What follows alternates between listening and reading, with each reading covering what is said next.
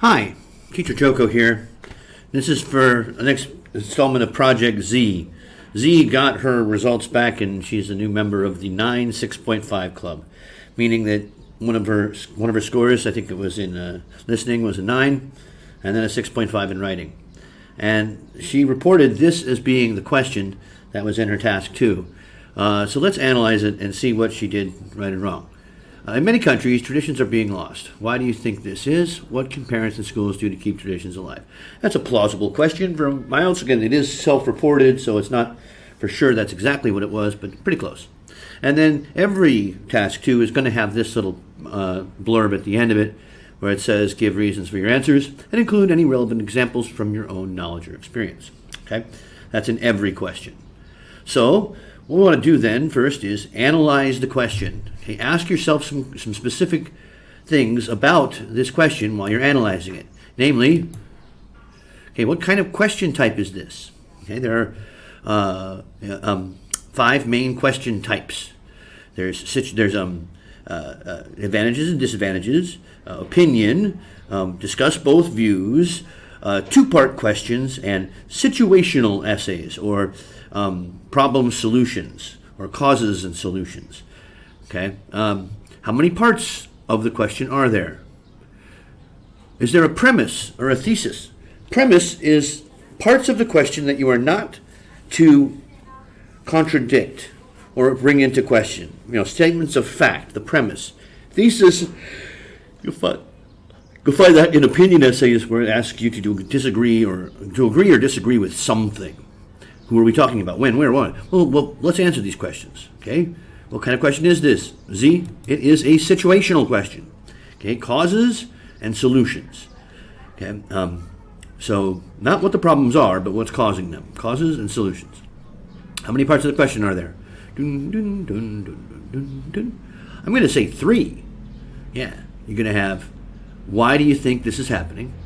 And then what can parents do? And what can schools do? Where? Oh, all over the world. Citizens in many countries, not all countries, but many countries. And then we're talking about parents and teachers here, at least for the second part. When? Oh, where? Countries which are losing traditions. When? Nowadays. What are we talking about? What are traditions? Traditions are culturally determined manners, ways of doing things, or, can a way of thinking be a tradition? I don't think so. You can have a traditional way of thinking, but it's not a tradition.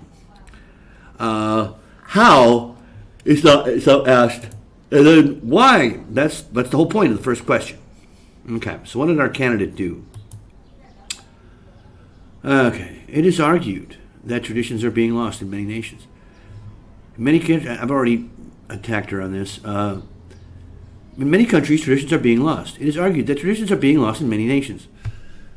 That's not cutting it for paraphrasing it. It's really important that you, first of all, it is argued. Why did you start it with that? This is not a discuss both views or opinion question. The idea that many countries are losing traditions is not an argument. No one is arguing that. We use that expression to express an opinion. It is happening. It is a fact. So we do not use it is argued.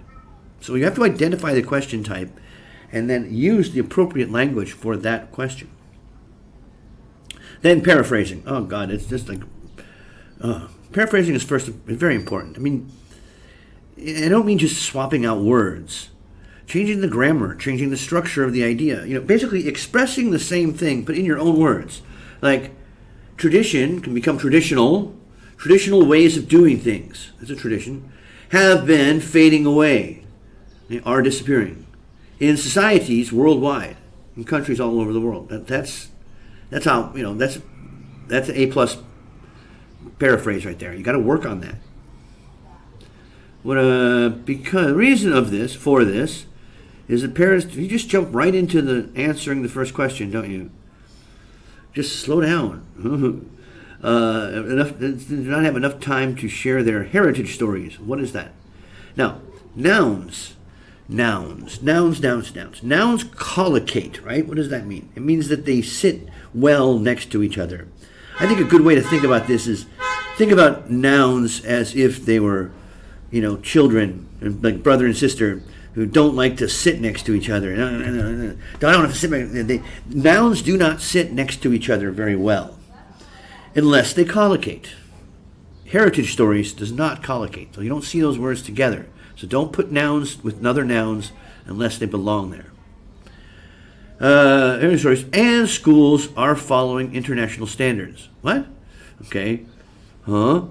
See, here's another thing. In this question, why do you think this is?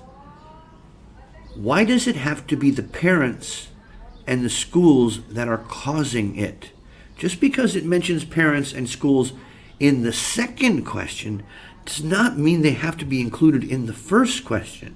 In fact, when you set up your answer, it seems like you just created the causes to fit the problems instead of thinking of solutions to fit the problems.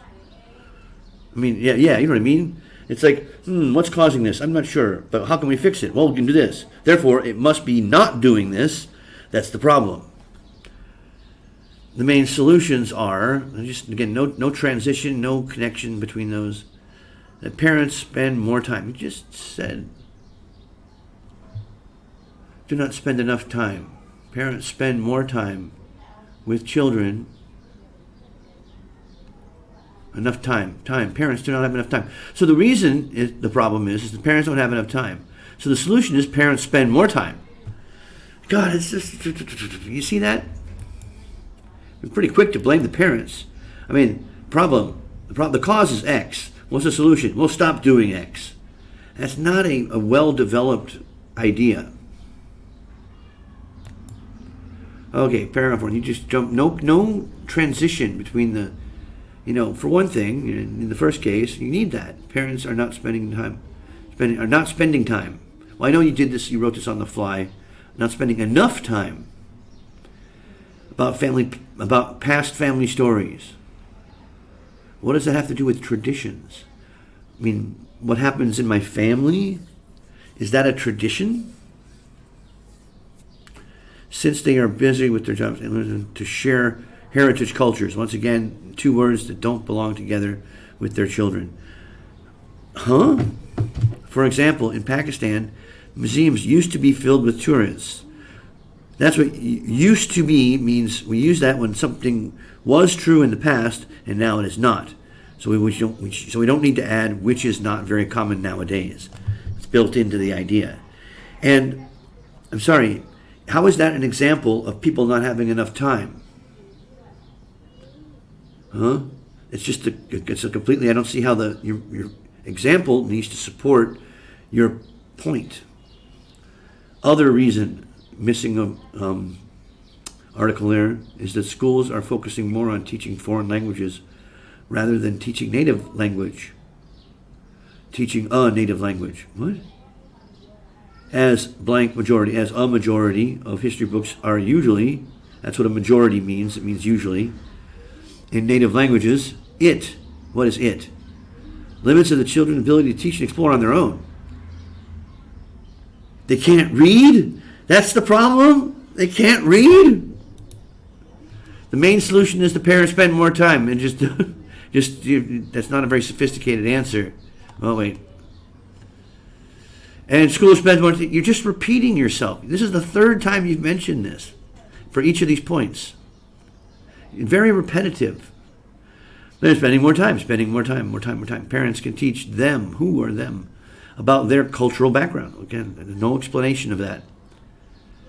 Furthermore, and then you're just repeating what you said before. I'm teaching down. For example, in Pakistan, 40% of children could not understand Urdu because they speak Hindi or Farsi or whatever other languages they have in Pakistan. What? They can't read? That's one example. They can't read books. Yeah, traditions. So without books, traditions don't get passed on. That goes in the face of pretty much what I understand of how traditions are passed on. Oh, okay. Oh no, we've got a conclusion where it is. It is once again. It is not considered. It just it is. Traditions are lost. And then you just repeat yourself again with nothing really new, except curriculum. That wasn't mentioned before. Oh, God. Okay, I know you wrote this real fast and just from your memory, but there's a lot of things that you need to do differently, Z, if you're going to get better than that 6.5. You're lucky that this would be a 6.5. Very repetitive, with speech, with points that don't support, and your points are very poorly selected.